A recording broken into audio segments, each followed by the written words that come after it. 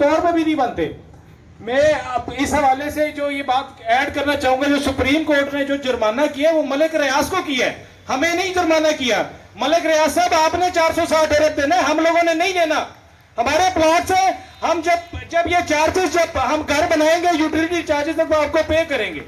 یہ سارے پیسے آپ کی اپنی جیب میں جا رہے ہیں, نہ آپ LDA سے اپرووڈ ہیں, نہ آپ ان کو ڈیوٹیز دیتے ہیں, نہ آپ کو ٹیکسز دیتے ہیں. تو اس حوالے سے میں یہ عرض کروں گا کہ باقی بھی جتنے بھی شہر ہیں, راول پنڈی کے اندر تنظیمیں ہیں, وہاں پہ لوگ اپنے رائٹ کے لیے اٹھ کھڑے ہوئے ہیں, کراچی میں اٹھ کھڑے ہوئے ہیں, اسلام آباد میں اٹھ کھڑے ہوئے ہیں. میں اس میں یہ کہوں گا کہ ہمارا سارا سے رابطہ ہے, اور یہ جو ظلم کا بازار گرم کیا ہوا ہے ہم اس کو کسی طور پہ بھی ایکسپٹ نہیں کریں گے.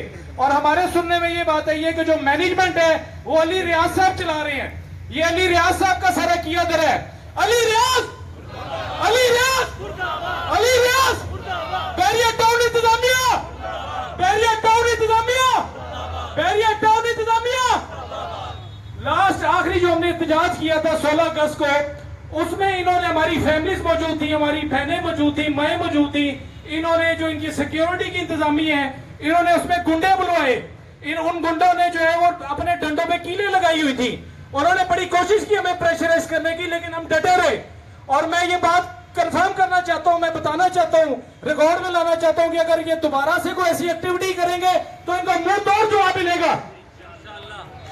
باقی آپ سب سے میری ریکویسٹ ہے کہ متحد رہیں, اور ہمارے ساتھ بہت سے لوگ ہیں جن کے مسئلے مسائل موجود ہیں. اس میں ریکویسٹ کروں گا کہ یہ عامر صاحب ہیں ہمارے ساتھ, 2-3 منٹ جو ہے وہ عامر صاحب کو دیے جائے, اس حوالے سے وہ آ نہیں سکتے, تو یہ مائک ہم عامر صاحب تک پہنچا رہے ہیں. بہت شکریہ جی.